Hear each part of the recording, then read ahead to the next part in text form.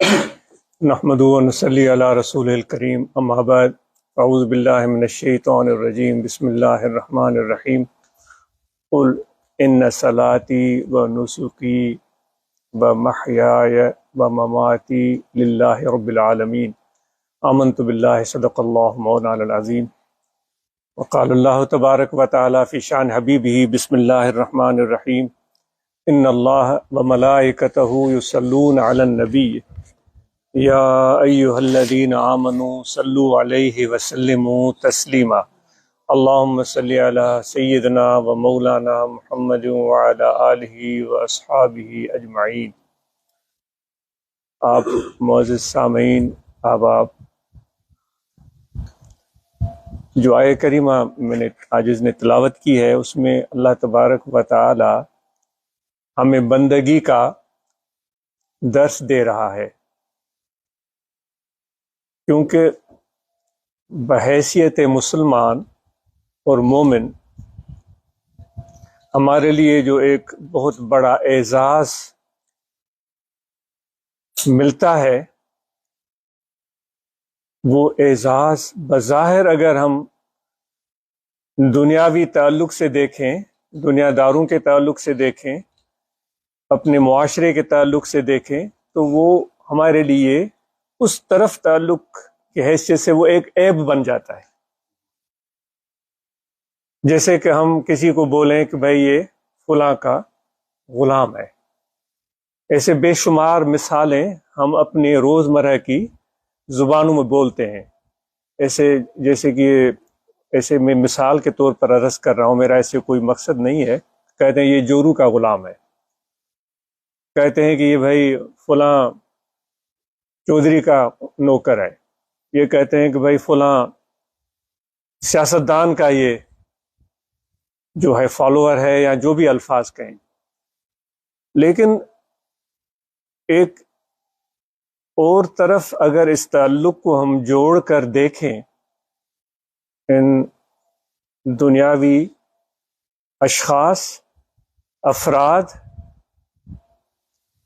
طاقتور لوگ، طاقتور ملک، ان سب سے قطع کر کے ہم ایک اور طرف اس تعلق کو، یعنی عبدیت والا تعلق، عبد بولتے ہیں غلام کو، جو حکم کا تابع دار ہو، فرمان بردار ہو، جو سرتابی کی اس میں مجال نہ ہو،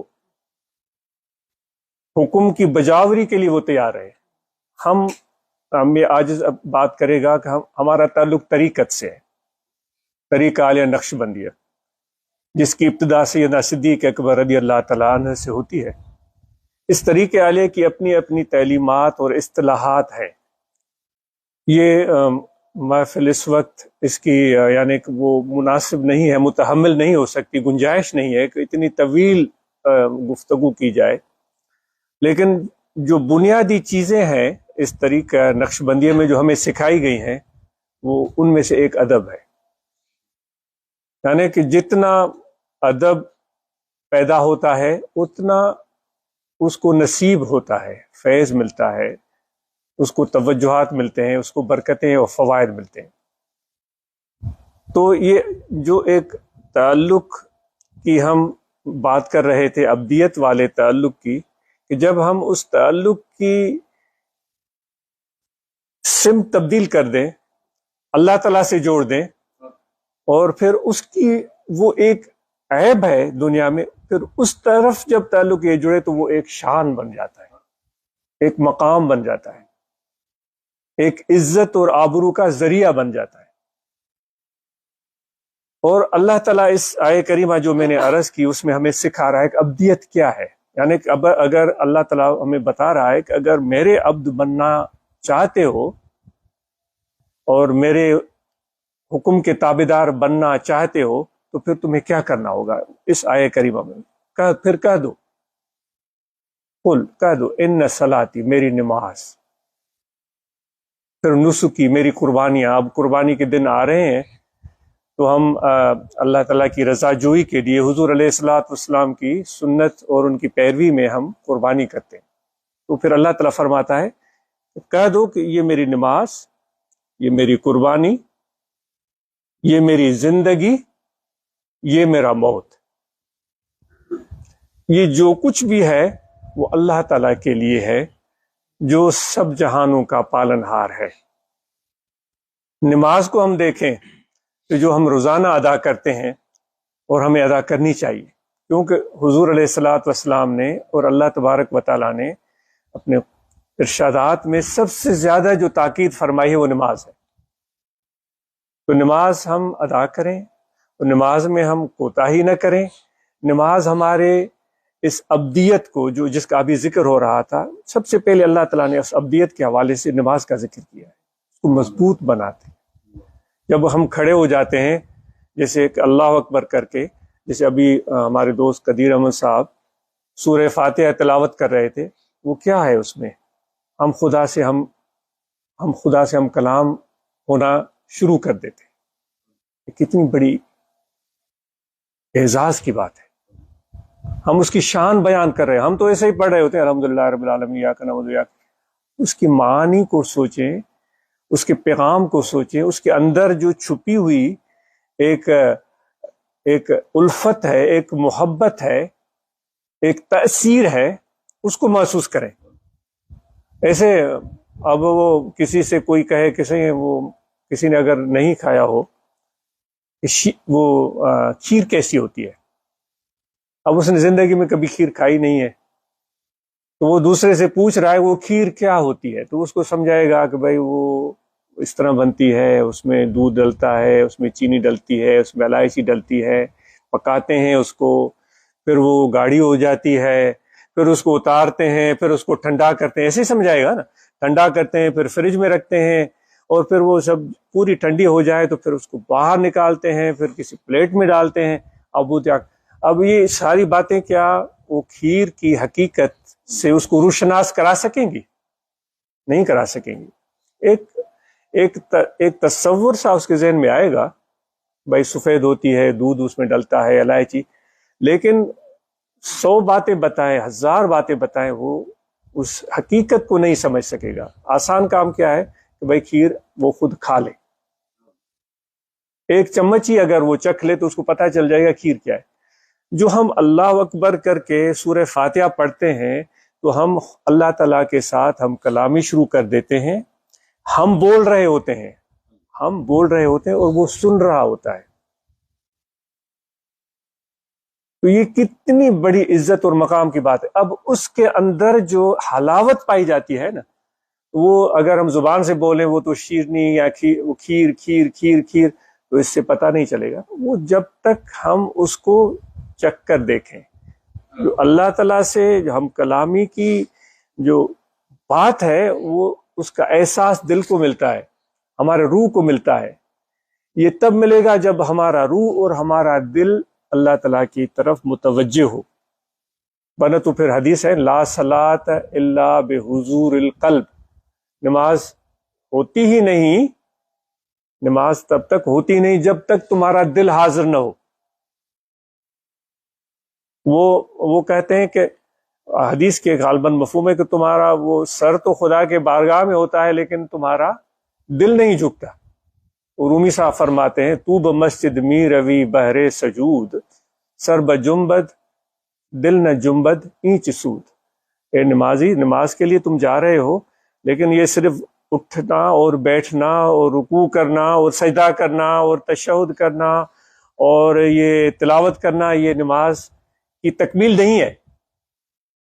نماز کی تکمیل یہ ہے کہ کیونکہ اللہ تعالیٰ فرماتا ہے کہ تمہارا دل جھکنا چاہیے۔ اگر تمہارا سر جھک رہا ہے، رومی صاحب فرماتا ہے تمہارا دل نہیں جھکتا، کیا فائدہ ہوا؟ ہمارا دل تو وہاں ہوتا ہے یا نہیں ہوتا ہے، آپ اور ہم خود اپنے آپ کو ٹٹول کے دیکھیں۔ جب ہم سورہ فاتحہ پڑھتے ہیں تو خدا سے ہم کلام ہوتے ہیں اور خدا ہمیں سن رہا ہوتا ہے۔ ہم کیا کہہ رہے ہوتے ہیں؟ سب تعریفیں اے اللہ تیرے لیے، تو سارے جہانوں کا پالن ہار ہے، بڑا مہربان ہے۔ یہ کتنی پیاری، یعنی کہ یہ گفتگو کی ابتدا ہے۔ دوست ہمارے پاس آتے ہیں، ہم اس کو جیسے ہی وہ اتریں گے تو ہم اس کی گاڑی کی تعریف کریں گے، بھائی تمہاری گاڑی کتنی اچھی ہے، وہ خوش ہو جائے۔ حضور علیہ السلام نے اس چیز کو پسند کیا ہے۔ دوست کی کسی چیز کی تعریف کرنا یہ محمود بات ہے، اچھی بات ہے۔ پھر اس کے شوز دیکھ لیں، بھئی کتنے آپ کے شوز اچھے ہیں، آپ کو جچ رہے ہیں، وہ خوش ہوگا۔ کسی کے دل خوش کرنا کتنی بڑی بات ہے، تمہارا لباس اچھا ہے، وہ خوش ہوگا۔ تمہارے آنے کی مہربانی، وہ خوش ہوگا۔ اب اللہ تعالیٰ کے سامنے ہم کھڑے ہیں تو خدا کو خوش کرنا ہے نا، اور وہ ایسا دوست ہے، ایسا ہمارا مہربان ہے کہ اس کو ہمارے کچے چٹے کا سارا پتہ ہے۔ اب میں زبان سے بول رہا ہوں یا دل سے کی گہرائیوں سے سورہ فاتحہ پڑھا، اس کو وہ جانتا ہے، اسے کوئی چھپی ہوئی ہے بات، وہ تو ہر چیز پر قادر ہے۔ اگر ہم صرف زبان سے بولتے جائیں وہ بولا جائے گا، لیکن دل کی محبت سے اور وہ شوق سے، خلوص سے، پیار سے، تو پھر اس کی معنی ہی کچھ اور ہو جاتی ہے، اس کا اثر ہی کچھ اور ہو جاتا ہے۔ تو پھر ہم فاتحہ، تم مہربان ہو، رحیم ہو، پھر ہم کہتے ہیں ہم تیری عبادت کرتے ہیں، ایاک نعبد و ایاک نستعین، اور تمہیں سے ہی ہم مدد طلب کرتے ہیں۔ پھر آگے پھر اس کو عرض کرتے ہیں پروردگار ہمیں سیدھا راستہ دکھا۔ یہ ہماری التجا ہے، اللہ تعالیٰ ہمیں سکھا رہا ہے کہ اس طرح مجھ سے ہم کلام ہو جاؤ۔ وہ کہتے ہیں موسیٰ علیہ السلام بھی ہم کلام ہونے کے لیے کوہ طور پر جاتے تھے۔ ماشاءاللہ قرآن مجید میں اس کا ذکر موجود ہے، علماء کی زبان یہ آپ نے سنا ہوگا۔ تو ان کی بڑی دلچسپ باتیں صوفیہ بیان کرتے ہیں۔ ایک صوفی نے بیان کیا ہے کہ ایک مرتبہ حضرت موسیٰ علیہ نبینا علیہ الصلوۃ والسلام کوہ طور پر گئے اور عرض کیا کہ پروردگار مجھے اپنے مخلص بندے کا پتہ بتا دے، تمہارا مخلص بندہ کون ہے؟ اب دیکھیں ہم سب بیٹھے ہوئے ہیں نا، بظاہر تو ہم الحمدللہ ہم کہیں گے کہ ہم اللہ کے مخلص بندے ہیں۔ بندگی کی تھوڑی دیر پہلے بات بھی ہو رہی تھی کہ بندگی تابعداری کا نام ہے، بندگی اطاعت کا نام ہے، بندگی خدا کے سامنے دل کے ساتھ جھکنے کا نام ہے، بھی بات ہو رہی تھی۔ لیکن اب چونکہ ہمیں پتہ نہیں ہوتا نا کہ وہ کس قدر ہماری بندگی میں بندگی مکمل ہے، موسیٰ علیہ السلام نے کہا کہ اپنے مخلص بندے سے ملاؤ، یعنی کہ جس کو اے پروردگار تم نے اپنے لیے قبول کر لیا ہے۔ وہ اللہ تعالیٰ ہم اور آپ اپنی دوستی کے لیے لوگوں کو چن لیتے ہیں کہ سینکڑوں دوست ہیں، 50-100 لوگ ہیں، سب سے ملیں گے، ہاتھ ملائیں گے، ان کے ساتھ بیٹھیں گے، لیکن جو دل کی جو دوستی بنتی ہے نا وہ 50 سے نہیں بنتی، وہ جو تعلق جڑتا ہے وہ 100 سے نہیں جڑتا، وہ پھر ہمارے دل کا انتخاب ہوتا ہے، ان 100 میں سے 1 یا 2 سے ہوتا ہے، یا ہو سکتا ہے آپ بہتر اس معاملے میں جانتے ہو۔ تو اللہ تعالیٰ فرماتا ہے سارے میرے بندے ہیں، سب میرے بندے ہیں، سب کے ساتھ خدا کا پیار ہے، لیکن میں اپنی دوستی کے لیے اللہ یجتبی الیہ من یشاء، میں اپنی دوستی کے لیے میری مرضی ہے، میں جس کو چاہوں میں چن لوں۔ ہم اور آپ اپنا معیار رکھتے ہیں، خدا کا اپنا معیار ہے، اس کی اپنی شان ہے۔ تو موسیٰ علیہ السلام چونکہ وہ خود چنتا ہے نا اپنے مخلص بندوں کو، تو جانتا بھی وہ ہے۔ حضرت امام ربانی مجدد منور افسانی شیخ احمد سرہندی رضی اللہ تعالیٰ نے فرماتے ہیں کہ جو خدا کے دوست ہیں ان کی پہچان بہت مشکل ہے، بلکہ الفاظ ہو سکتا ہے میرے ذہن سے نکل رہے ہوں، وہ کہتے ہیں خدا کو پہچاننے سے بھی اس کے دوستوں کو پہچاننا مشکل ہے۔ اور اتفاق کی بات ہے کہ یہ جو خدا کے دوست ہوتے ہیں وہ ہی خدا تک ہمیں پہنچاتے ہیں، وہ ذریعہ ہوتے ہیں خدا تک پہنچنے کا۔ تو بہرحال موسیٰ علیہ السلام نے عرض کی کہ پروردگار مجھے اپنے مخلص بندے کا پتہ بتائیں۔ تو اللہ تعالیٰ نے ان کو فرمایا کہ جاؤ فلاں ایک جگہ فلاں شخص ہے، ان سے جا کر ملو، اور ان کو یہ ہماری طرف سے جا کر پیغام دو کہ ہمیں پتہ ہے کہ تم عبادت کرتے ہو، رکوع کرتے ہو، سجود کرتے ہو۔ اللہ تعالیٰ کی طرف سے موسیٰ علیہ السلام یہ پیغام لے کر جا رہے ہیں، سجود کرتے ہو، رکوع کرتے ہو، لیکن تمہیں معلوم ہونا چاہیے کتنی بھی عبادت کر لو، کتنے بھی رکوع اور سجود کر لو، لیکن جاؤ گے تم جہنم میں۔ اب یہ پیغام لے کر موسیٰ علیہ السلام اس شخص کے پاس چلے گئے، اور جا کر اس کو پتا تھا کہ یہ خدا کے نبی ہیں، یہ خدا سے ہم کلام ہوتے ہیں، جا کر اس کو یہ پیغام دیا کہ ہمیں اللہ تعالیٰ نے فرمایا ہے کہ ہمیں پتہ ہے تم رکوع کرتے ہو، سجود کرتے ہو، عبادت کرتے ہو، دعائیں مانگتے ہو، سب کچھ، لیکن تم جہنمی ہو۔ تو موسیٰ علیہ السلام اس کو دیکھ رہے ہیں، اس کو فرما رہے ہیں، تو اس نے کہا کہ ٹھیک ہے، اس کی مرضی، اس کی مرضی، وہ جس طرح چاہے وہ صحیح ہے، لیکن جو میں بندگی کرتا ہوں، رکوع کرتا ہوں، سجود کرتا ہوں، عبادت کرتا ہوں، اس لیے میں نہیں کرتا ہوں کہ میں جہنم میں نہ جاؤں، میں تو اس کی محبت کے لیے کرتا ہوں۔ وہ جہنم میں بھیجنا چاہے تو اس کی مرضی ہے۔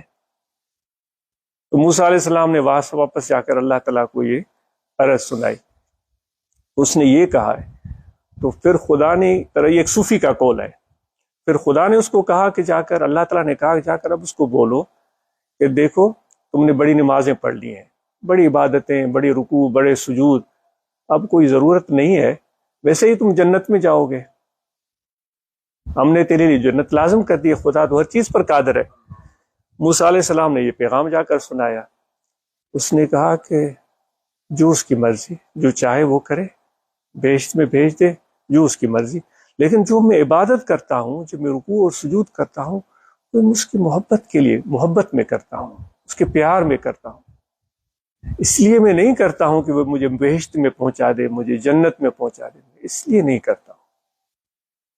تو کم و بیش اس طرح اس صوفی کا یہ قول ہے، اس طرح تو جا کر انہوں نے اللہ تعالیٰ کو یہ عرض سنائی کہ یہ تمہارا بندہ اس طرح فرما رہا تھا، تو خدا نے کہا کہ اسی وجہ سے تو یہ میرا مخلص بندہ ہے، کسی لالچ میں یہ کام نہیں کر رہا ہے، اپنے ذاتی مطلب کے لیے کام نہیں کر رہا ہے، یہ میرے پیار میں کام کیے جا رہا ہے۔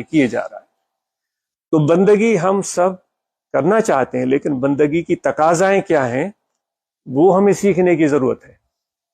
تو کوئی واضح کوئی حکم آپ کو نہیں سنایا جا رہا ہے، ایک صورت حال بتائی جا رہی ہے، اور یہ آپ کو عرض کی جا رہی ہے کہ اس پر آپ غور کریں۔ جو میں نے آیت کریمہ تلاوت کی تو اللہ تعالیٰ فرماتا ہے جب تم نماز پڑھتے ہو، نماز بھی میرے لیے پڑھو۔ سنا آپ نے؟ نماز پڑھتے ہو تو وہ نماز بھی میرے لیے پڑھو، اور پھر جب تم قربانی، اب حضرت سیدنا ابراہیم علیہ نبینا علیہ السلام کی پیروی میں ہم قربانی کریں گے، تو قربانی کے لیے ہم بڑے بڑے اہتمام کرتے ہیں۔ یہاں تو صورتحال مختلف ہے، میں پاکستان کی بات کرتا ہوں، بڑے اہتمام کرتے ہیں، بڑی دیکھ بھال کرتے ہیں اور سجاتے ہیں، سر چیز کرتے ہیں۔ ان میں سے کیا کچھ ہم چاہتے ہیں وہ ہم ہی خود جانتے ہیں، لیکن اللہ تعالیٰ ایک ہی بات فرما رہے ہیں، جو تم قربانی کرتے ہو وہ میرے لیے کرو۔ پھر ایک اور جگہ فرماتا ہے کہ تمہیں پتہ ہونا چاہیے تمہارے قربانی کی وجہ سے تمہارا خون ہمیں نہیں پہنچتا، یعنی جانور کا، اس کے گوشت ہمیں نہیں پہنچتا، جو ہمیں پہنچتی ہے وہ تمہاری تقویٰ پہنچتی ہے، تمہاری محبت اور پیار ہمیں پہنچتا ہے۔ اس کے پیچھے جو تمہاری محبت ہے، جو خلوص ہے اور سچائی ہے، وہ ہمیں پہنچتی ہے۔ تو کس قدر اس کے پیچھے یہ محبت، یہ سچائی، یہ ابدیت کا احساس پایا جاتا ہے، یہ ہم اور آپ اس چیز کو ٹٹول کے دیکھیں اور سوچ کر دیکھیں۔ پھر آگے اللہ تعالیٰ فرماتا ہے میری زندگی اور میرا موت، میری نماز، میری قربانی، پھر زندگی اور میرا موت وہ اللہ کے لیے ہے۔ یعنی کسی چیز پر بھی میں یہ چیز نہیں جتلاتا ہوں کہ یہ میری ہے، یہ کپڑے میرے ہیں، یہ گھر میرا ہے، یہ میری پسند ہے۔ اللہ تعالیٰ فرماتا ہے نہیں، جب عبد بن گئے ہو، جب تم بندے بن گئے ہو، خدا کے بندے بن گئے ہو، تو پھر تمہارے اندر یہ چیز آ جانی چاہیے۔ در حقیقت اللہ تعالیٰ ہمیں زندگی کو آسان بنانے کا طریقہ بتا رہا ہے کہ جو بھی تمہارے ساتھ تم محنت کرو، کوشش کرو، جدوجہد کرو، اور پھر جو تمہیں ملے وہ سمجھو خدا کا ہے۔ بظاہر اس کو کامیابی سمجھ رہے ہو، خدا کی طرف سے ہے۔ وہ ہو سکتا ہے ہم کامیابی سمجھ رہے ہیں، وہ کیا پتا وہ کامیابی نہ ہو۔ اگر ناکامی سے دوچار ہو گئے ہیں، ہم مایوس اور ملول ہو گئے ہیں، نا امید ہو گئے ہیں، ہو سکتا ہے وہ ناکامی نہ ہو۔ یہ تو ہمارا عقل کہہ رہا ہے، ہماری سوچ کہہ رہی، ہماری سوچ اور عقل کہاں کتنی مکمل ہے، اس کے لیے تو بہت پاپڑ بیلنے پڑیں گے نا، جب تک ہم اس مقام پر پہنچیں۔ آپ اور ہم نے دیکھا ہوگا کہ کوئی بات ہو جاتی ہے، اس پر آنسو ٹسوے بہا رہے ہوتے ہیں، تو 2 مہینے کے بعد ہم ہنس رہے ہوتے، یار میں اس پر رو رہا تھا، یہ تو اچھا ہوا۔ ایسا ہوتا نہیں ہوتا، میں رو رہا تھا، چیخ رہا تھا، یہ کیا ہو گیا، میرے ساتھ ظلم ہو گیا، اور میں بھاگ رہا تھا اس سے، لیکن 2 مہینے کے بعد کہتے ہیں بھائی، وہ پھر ہنس رہے ہوتے ہیں، بھائی یہ تو بڑا اچھا ہوا، یہ میں نے گھر لے لیا، بھائی اس وقت تو میں نہیں لینا چاہ رہا تھا، میں نے گاڑی لے لی، نہیں لینا چاہ رہا تھا، یہ کپڑے لے لیے، نہیں لینا چاہ رہا، لیکن یہ تو اچھا ہوا۔ یعنی ہماری سوچ اتنی اس معاملے میں مکمل نہیں ہے.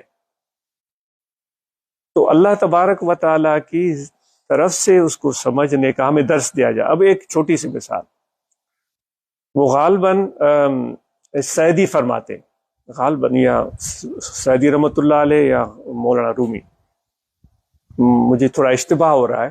وہ کہتے ایک شخص تھا، تو ان دونوں میں سے کسی ایک کی کہانی ہے. وہ ایک شخص تھا، وہ بازار میں گیا، اس کو ایک غلام چاہیے تھا. اب اس چیز کو آپ غور سے سنیے گا. غلام چاہیے تھا تو وہ غلام اپنی خدمت کے لیے بازار سے لے کر آیا. پہلے زمانے میں غلام بیچے اور خریدے جاتے تھے. لوگ جا کر حملے کرتے تھے تو ملکوں کو فتح کرتے تھے، وہ تلوار اور تیر کمان کے زور پر. تو پھر وہ جو بھی لوگ وہاں ملتے ان کی عورتوں کو بھی لے آتے، ان کے مردوں کو بھی لے آتے.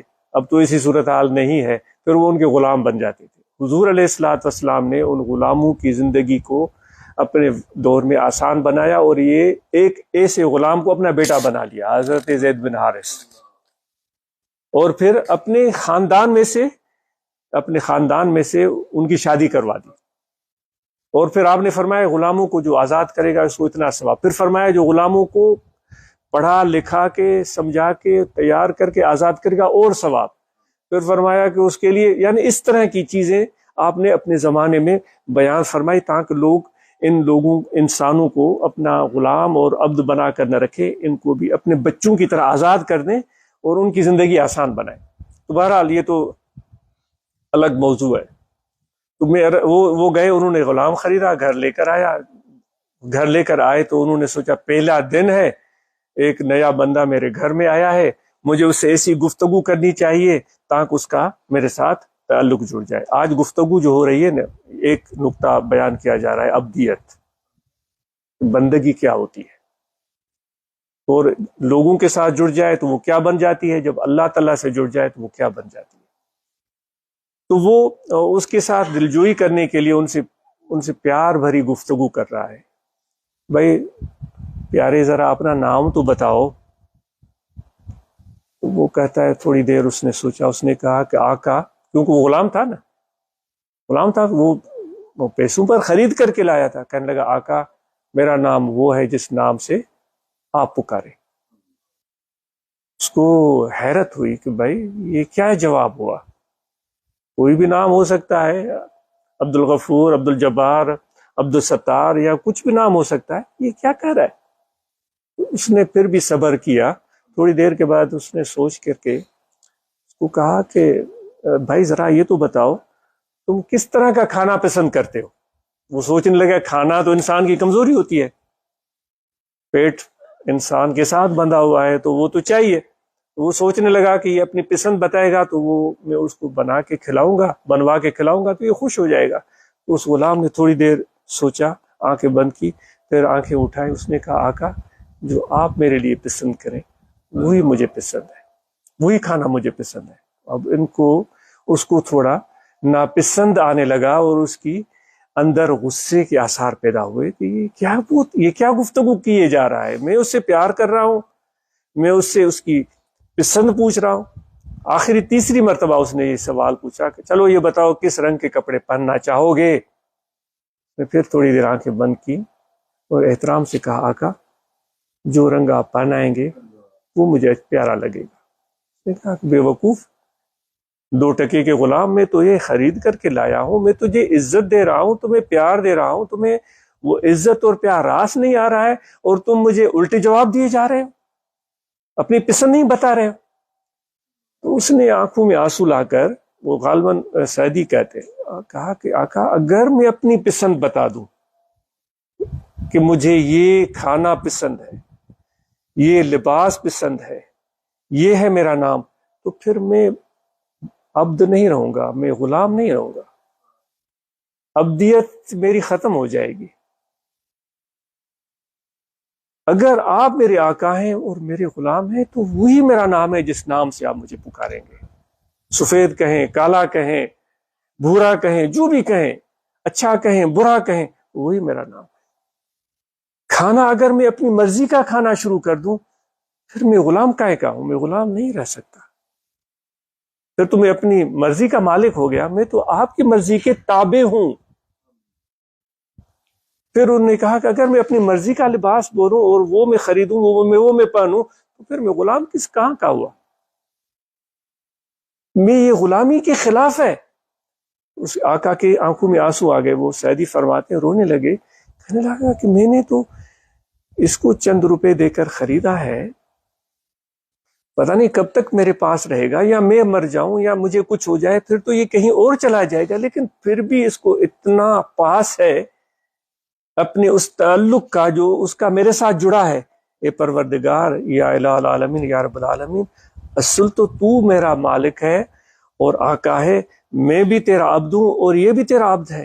میں نے تو کبھی بھی تیرے حوالے سے اس طرح نہیں سوچا کہ یا رب العالمین مجھے وہ پسند ہے جو تجھے پسند، مجھے وہ چیز ناپسند ہے جو تجھے ناپسند ہو۔ تو میرے دوستو، عبدیت یہ آسان بات نہیں ہے۔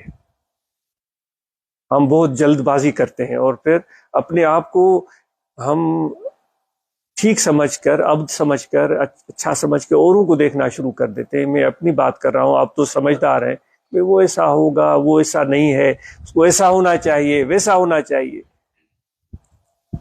تو یہ عبدیت، یہ اتنی بڑی ایک نمایاں اور محترم، وہ کہا ہے عشق نہیں ہے آساں اتنا ہی سمجھ لیجئے، ایک آگ کا دریا ہے اور ڈوب کے جانا ہے۔ تو خدا کی عبدیت تک پہنچنا کوئی مذاق نہیں ہے، یہ کھیل تماشا نہیں ہے بھائیو۔ دکھ تو یہی ہے کہ ہم اس کو آسان سمجھتے ہیں کہ بھائی یہ دبائیں ہاتھ کا کھیل ہے، بس کپڑے پہن لیے اور سر پر ہم نے کچھ پہن لیا تو احرام باندھ لیا تو بس سب کچھ ہو گیا۔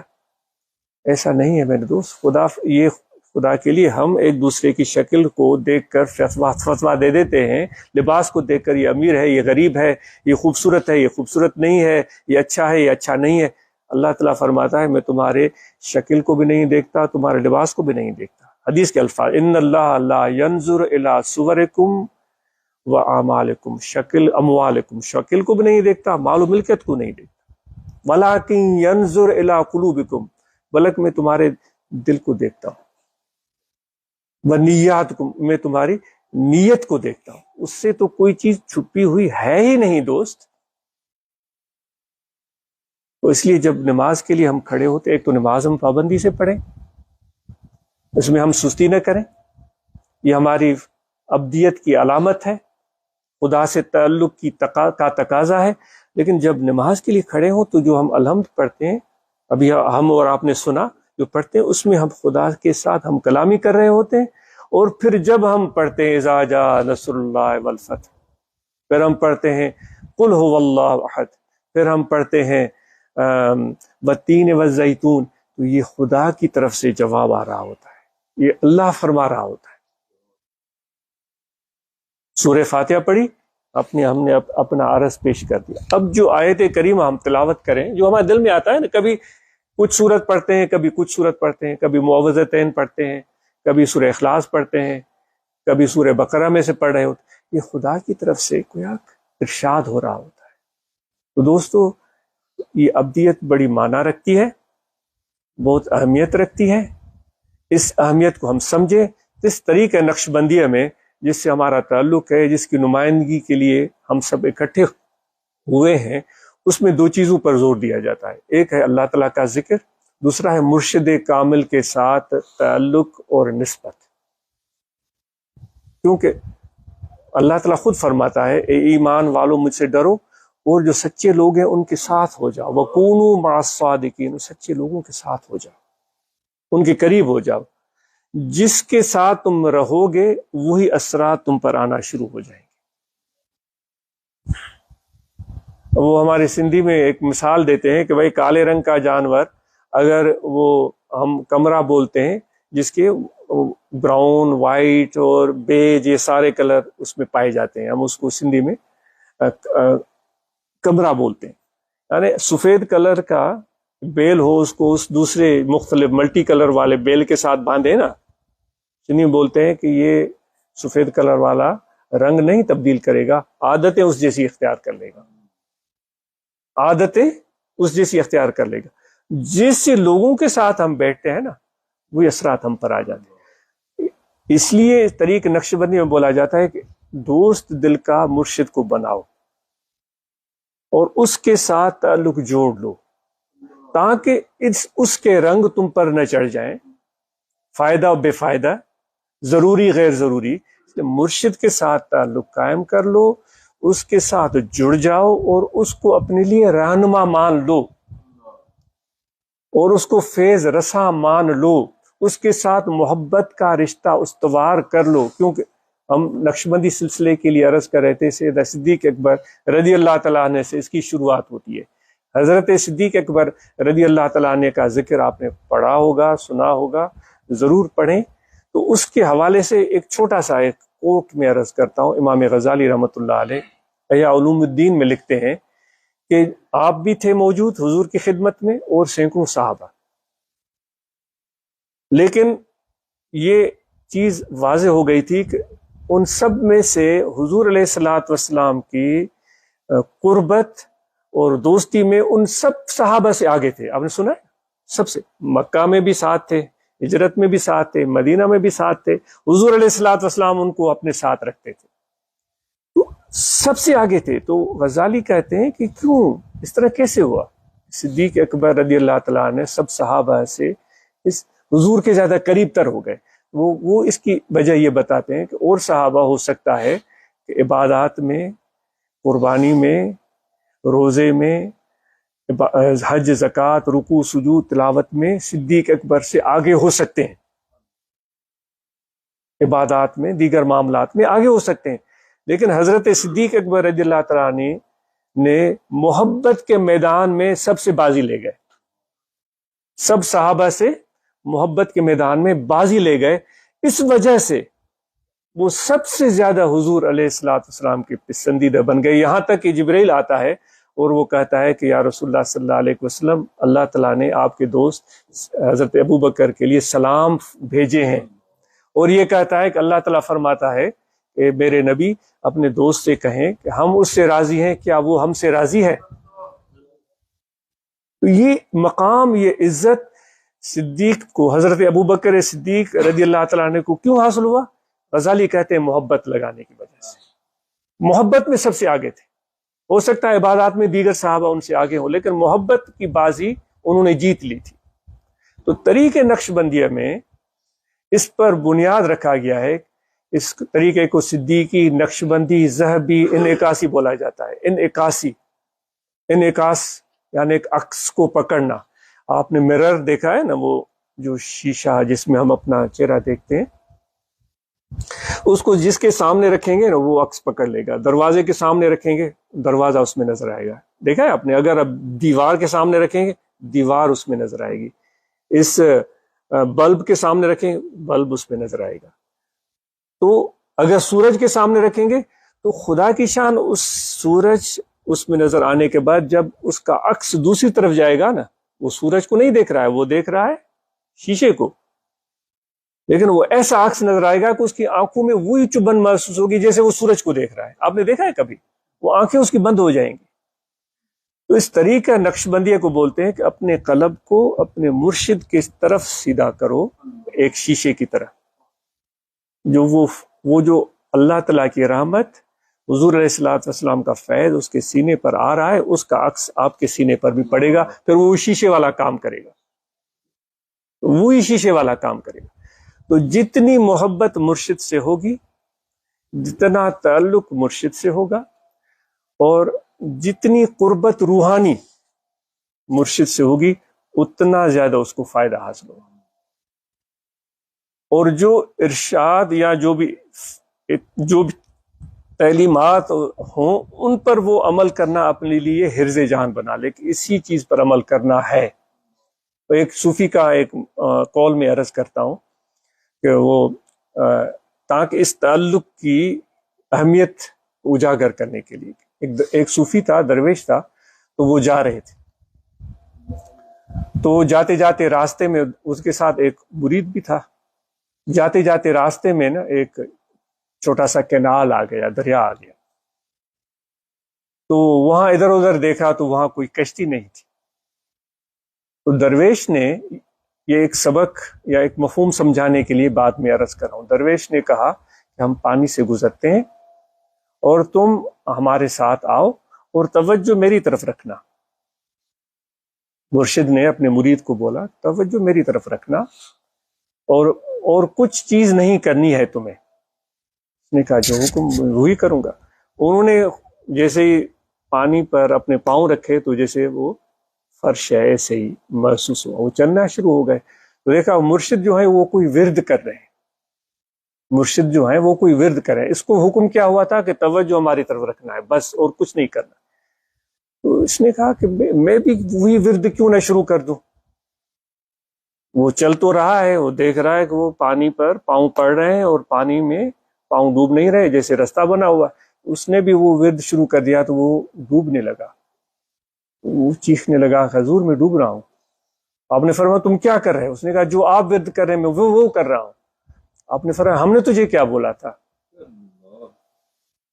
ابھی تک تم میرے پاس مجھ تک نہیں پہنچے ہو, اب پہلے مجھ تک تو پہنچو پھر آگے کا سوچو.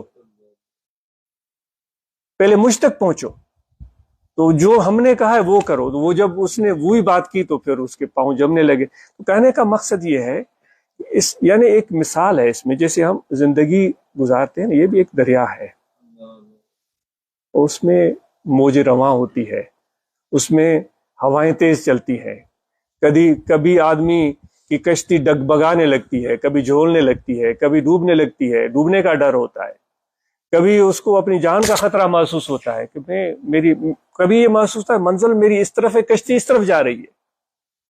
تو یہ کہنے کا مقصد یہ ہے کہ اس روحانی سفر میں نقش بندی تعلیمات کے مطابق یک راگیر محکوم گیر, ایک کو تھامو مضبوطی سے تھامو. یہ نہیں کہ گاہے چنی گاہے چنا, کبھی اس کے پاس کبھی اس کے پاس, کبھی اس کی بات سنی کبھی اس کی بات سنی. تو پھر وہ جو یہ روحانیت کا معاملہ ہے, وصول اللہ کا معاملہ ہے, خدا تک پہنچنا, ابدیت کو پہنچنا, پھر یہ چیز جو ہے وہ مشکل ہو جائے گی. دو باتیں ہو گئیں, ایک ہو گئی ابدیت, دوسرا ہو گیا مرشد کامل کے ساتھ تعلق اور نسبت, جس کے حوالے سے یہ ایک مثالوں کے ذریعے آپ کو بات سمجھانے کی کوشش کی گئی. اگر ہم اس روحانیت کے میدان میں بڑھنا چاہتے ہیں, اللہ تعالیٰ کے عرفان کو پانا چاہتے ہیں, قلب کا سکون اور اطمینان چاہتے ہیں, تو اس چیز پر چلیں. اور تیسری بات یہ ہے کہ ہم اپنے گھریلو زندگی کو بہتر بنائیں, اپنے بچوں کے ساتھ شفقت اور محبت اور نرمی کا رویہ اختیار کریں, ان بچوں کی پسند اور ناپسند کا ہم خیال رکھیں, اپنی باتیں ہم ان پر نہ تھوپیں, ان کی گفتگو ہم سنیں, ان کی باتیں ہم سنیں, ان کو بولنے کا موقع دیں اور ان کو اہمیت دیں. اس طرح نہ سمجھیں کہ یہ پانی کی باٹل ہے تو یہ میری مرضی ہے میں یہاں رکھوں یا یہاں رکھوں. بھائی یہ پانی کی باٹل تو اس طرح کر سکتا ہوں, لیکن بچوں کے ساتھ میں یہ نہیں کر سکتا. یہ کوئی پانی کی باٹل نہیں ہے, کوئی ٹشو کا ڈبہ نہیں ہے کہ اس کو کہوں گے ادھر رہو ادھر رہو. نہیں, اس کو اللہ تعالیٰ نے جان دی ہے, اس کو اللہ تعالیٰ نے سمجھ دی ہے, عقل اور فہم دیا ہے, تو ان کے ساتھ محبت اور پیار کا برتاؤ کریں. یہ ہمارے پیارے آقا و مولا حضرت صلی اللہ علیہ وسلم کی تعلیمات ہیں. اور پھر ہم اپنے بڑوں کا احترام کریں, ہمارے ماں باپ ہیں, ہم ان کا احترام کریں, ان کے ساتھ شفقت اور ادب اور احترام کا معاملہ ملحوظ خاطر رکھیں. لیکچر سے زیادہ ہم لیکچر دینے کے عادی ہوتے ہیں نا, بچے ہماری عادتوں کو ہمارے طریقوں کو دیکھ کر سیکھتے ہیں. حضور علیہ الصلوۃ والسلام نے فرمایا کہ جو بڑوں کا ادب نہ کرے اور چھوٹوں سے پیار نہ کرے وہ ہم میں سے نہیں ہے, وہ ہم میں سے نہیں ہے. مسجد نبی میں بیٹھے ہوئے کتنی مؤدبانہ محفل ہوگی, اور کتنی ایک وہ کہتے ہیں کہ صحابہ ہمہ تنگوش ہوتے تھے, اور ہر وقت گفتگو نہیں ہوتی تھی جس طرح ہم کرتے ہیں.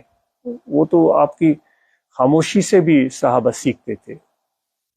اے تیری آواز آواز خدا اور خاموشی تیری راز خدا. تو ان کی خاموشی بھی بہت بڑے راز رکھے. اگر ہم یہاں خاموش بیٹھے نا 5-10 منٹ اور یہ یکسور ہم رہیں, متوجہ رہیں مرشد کامل کی طرف, وہ خاموشی بھی ہمیں بہت بڑی ایک بانا بن جائے گی ہمارے لیے. لیکن ہمیں تو یکسوئی ملتی کب ہے؟ ہم 5 منٹ کے لیے بھی ہمارا جو وہ سوچنے کا جو وہ اسپین ہے, وہ 5 منٹ کیا 10 سیکنڈ میں بڑی بات ہے, فوراً ادھر سے ادھر خیال ہو جاتے. تو دوستوں مرشد کامل کو پکڑنا، ان کے ساتھ تعلق قائم کرنا، آخر میں ذکر کی بات عرض کروں گا، اور پھر گھر کی زندگی کو بہتر بنانا۔ دیکھو جب میں نے شادی کر لی اور میری رفیق حیات، میں اس کا رفیق حیات، ہم آ گئے ہیں، مجھے نہیں چاہیے کہ میں اپنی پسند کے مطابق اپنی بیوی کو جو ہے بنانے کی کوشش کروں کہ تم یہ کرو وہ کرو۔ ایک عرض ہے، یہ میں غلط ہو سکتا ہوں، آپ سوچئے گا، وہ بھی جس طرح مجھے اللہ نے پیدا کیا اس کو اس طرح اللہ نے پیدا کیا ہے۔ میرا ذمہ بنتا ہے کہ میں اس کو ان کی خوبیوں خامیوں کے ساتھ قبول کروں، اور اسی طرح اس عورت کو چاہیے کہ اپنے مرد کو اس خوبیوں اور خامیوں کے ساتھ قبول کرے۔ یہی احترام ہے، یہی رفاقت ہے، یہی محبت ہے، یہی بنیاد ہے۔ یہ تھوڑا لمبا راستہ ہے، صبر آزما ہے، یہ چٹ منگنی پٹ بیا والا راستہ نہیں ہے۔ قرآن مجید میں اللہ تعالیٰ کیا فرماتا ہے؟ استعینوا بالصبر والصلاۃ، مدد حاصل کرو صبر سے۔ نماز سے پہلے صبر، بڑی بات ہو گئی یار۔ ہم تو کہتے ہیں کہ بھائی نماز سے تو کوئی بلند چیز ہے ہی نہیں، لیکن جب یہ اب گھریلو زندگی پر اپلائی کریں، کہ سب سے پہلے اللہ تعالیٰ فرماتا ہے صبر۔ صبر اتنی آسان چیز نہیں ہے، کبھی مرضی کی بات ہوگی، کبھی مرضی کی بات نہیں ہوگی، کبھی ہمارے لیے ناراضگی کا وجہ کوئی چیز بن سکتی ہے، اس چیز کو بھی قبول کرو۔ تو یہ چیز جب ہمارے اندر آئے گی، پھر نماز سے مدد حاصل کرو، تو تمہاری زندگی جو ہے وہ کارآمد اور مفید اور مؤثر بن جائے گی۔ تو دوستو یہ 3 باتیں ہو گئی۔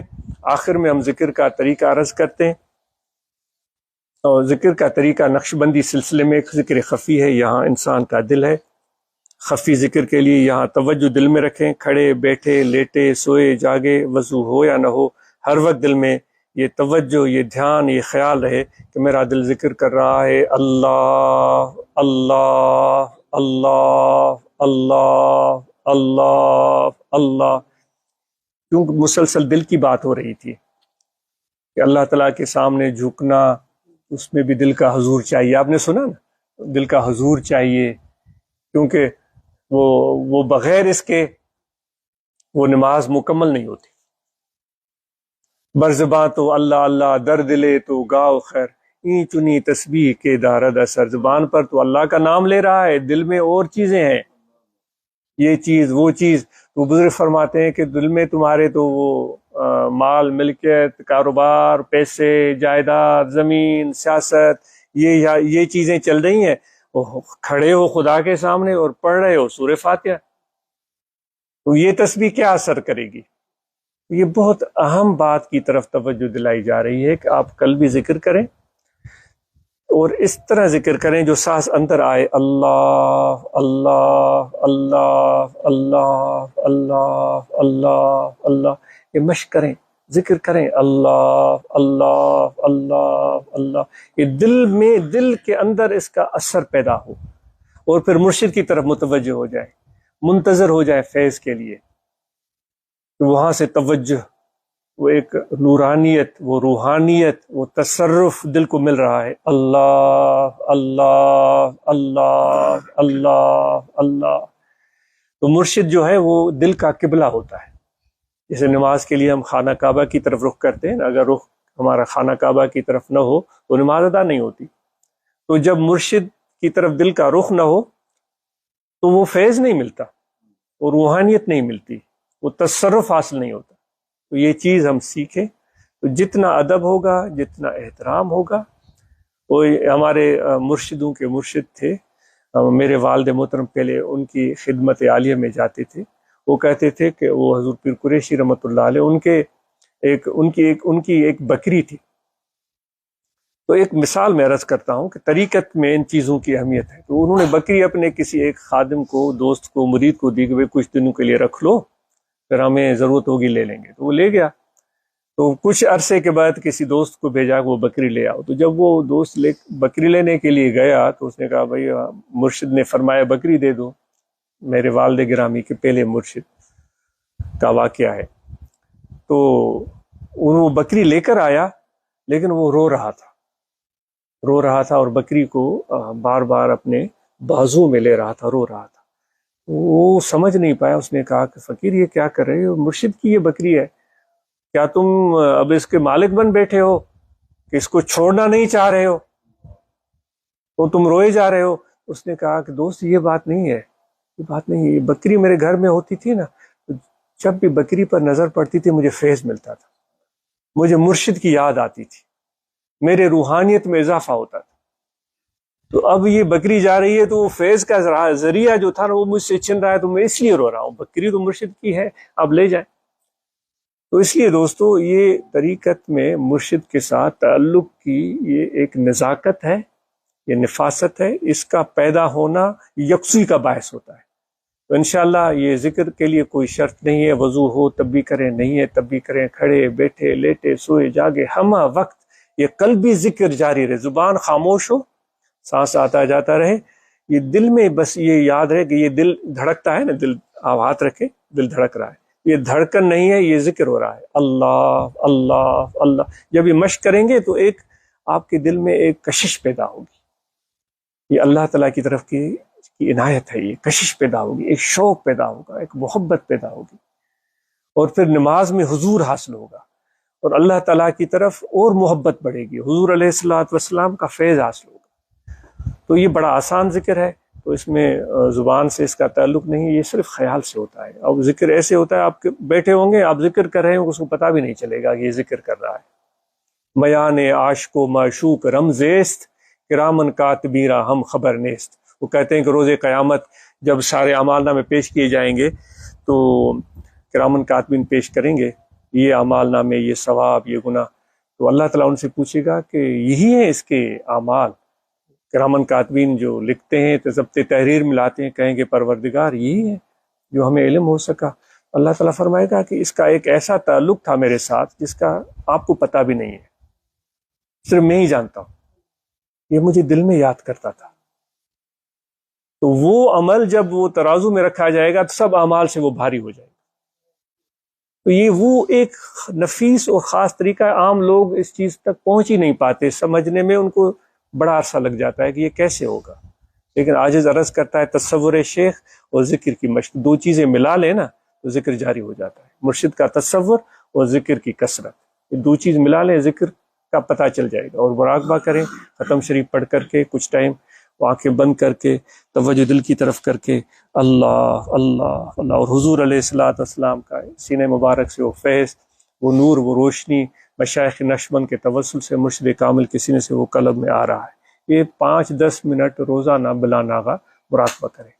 باقی جو بھی شریعت کے فرائض ہیں، نماز ہے وہ ہم پابندی سے پڑھیں، رمضان کے مہینے میں ہم روزے رکھیں، حج ہم میں سے جس کسی پر فرض ہے تو اس کو حج ادا کرنا چاہیے، زکوٰۃ ہم میں سے جس کسی پر واجب ہے وہ زکوٰۃ ادا کرے، اور تعلق اور رابطے میں رہیں۔ آپ بلال صاحب ہیں، یعقوب صاحب، اللہ صاحب، جتنے بھی احباب ہیں، وقتاً فوقتاً فون کال کر لی، بات کر لی، تو اس سے کبھی ہماری مصروف زندگی میں سے کچھ لمحے نکال کے، وہ فرید الدین عطار فرماتے ہیں ذکر پاکاں تازہ ایمان نشکند، جو اللہ کے پیارے ہیں نا ان کا جب ذکر بھی کرو تمہارا ایمان تازہ ہو جاتا ہے۔ جب گفتگو کریں گے ہم آپس میں تو یہ ذکر کی بات ہوگی، مرشد کی بات ہوگی، تو اس سے ایمان تازہ ہو جاتا ہے، محبت بڑھ جاتی ہے۔ دنیاوی باتیں تو ہم ہر روز کرتے ہیں، اپنے جائیداد کی باتیں، کاروبار کی باتیں، وہ اللہ تعالیٰ اس میں آپ کو اور برکت دے، اس میں اور ترقی عطا کرے، لیکن اس چیز کو سمجھنے کی ہم کوشش کریں۔ اور آپ سب احباب کو پیش کی عید مبارک، عید الاضحیٰ۔ اللہ تعالیٰ آپ اور ہم سب کو یہ بابرکت دن نصیب کرے، اور اللہ تبارک و تعالیٰ ایسی بابرکت دن زندگی میں بار بار نصیب کرے۔ جو حجاج کرام حج پر گئے ہیں اللہ تعالیٰ ان کے حج کو آسان کرے، اللہ تعالیٰ ان کے حج کو قبول فرمائے، ان کی حاضری کو قبول فرمائے۔